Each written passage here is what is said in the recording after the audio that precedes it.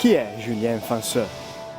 Julien Fanseux è un giovane camerunense che dal 2003 vive in Italia, specialmente a Trento, dove è venuto per motivi di studio, tra l'altro è laureato in economia e gestione aziendale.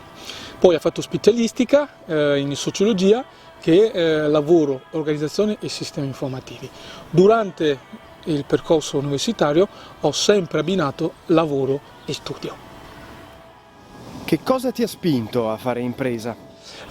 Allora, il motivo per cui ho scelto di voler fare impresa sono di due aspetti, un aspetto personale e poi un aspetto, diciamo, di attualità.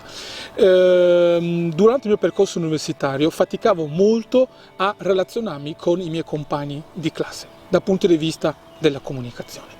Faticavo molto a relazionarmi con i miei colleghi di lavoro, sempre per quanto riguarda la comunicazione e soprattutto chi fa cosa e quali sono i ruoli all'interno dell'azienda per cui lavoravo.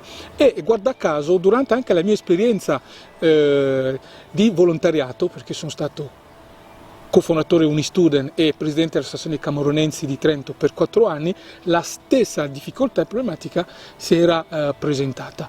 Ma la cosa strana è che mi sono accorto che non era solo un problema mio, ma era un problema diffusissimo all'interno di altre realtà, all'interno di altre società. Motivo per cui ho deciso di, perché no, trasformare queste problematiche in una soluzione facendo impresa. Ed è così che nasce Infase? Esattamente sì, Infase nasce proprio da questi motivi. Grazie alla segnalazione di un mio amico, di un compagno di classe, che mi ha detto: guarda che c'è un bando che promuove l'imprenditoria giovanile. Così grazie alla forza e l'energia che mi caratterizza, ho coinvolto amici miei di provenienza di cultura diversa, di professione diversa e di opinione diversa rispetto al mio punto di vista. Così abbiamo lavorato intensamente e con entusiasmo, abbiamo vinto questo bando uscendo sesto nel campo dell'innovazione sociale. A chi si rivolge Infase?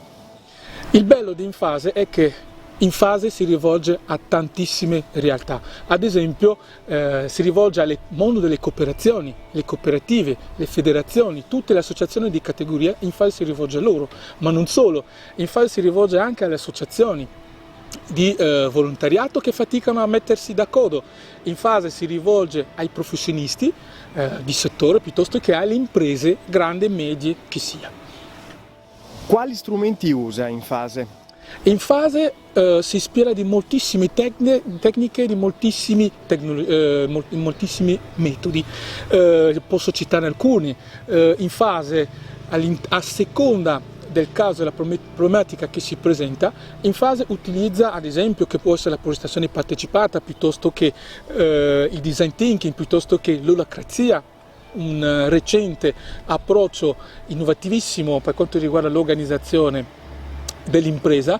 Infase si ispira anche di altre tecniche che sono proprio specifiche della facilitazione.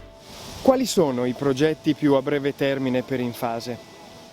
Attualmente Infase si è posto come obiettivo e come mission di farsi conoscere davanti alle persone che oggi ci seguono e promuovere queste nuove tecniche, questi nuovi modi di fare organizzazione, per il semplice motivo che perché Infase è seguito da un principio molto semplice: pone al centro della sua attenzione quando fa un intervento le persone e l'ambiente circostante, ma soprattutto promuove l'inclusione di tutti i portatori di interesse per quanto riguarda una problematica piuttosto che una realtà organizzativa. In che cosa è speciale Infase rispetto ad altre attività aziendali?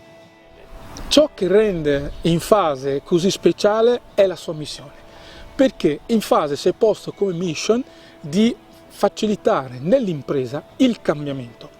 Il cambiamento, nello specifico lo shift organizzativo, integrando cosa? Integrando le diversità, inteso diversità di esperienza, di opinioni, di interessi oppure di valori, che permettono lo sviluppo oppure la crescita dell'impresa, perché ci siamo accorti che spesso ciò che può creare fallimento oppure di un'impresa sono spesso lo scontro fra queste diversità, che può portare a un risultato positivo oppure a un risultato negativo, e noi diamo supporto oggi finalmente alle aziende di queste nuove tecniche e approcci.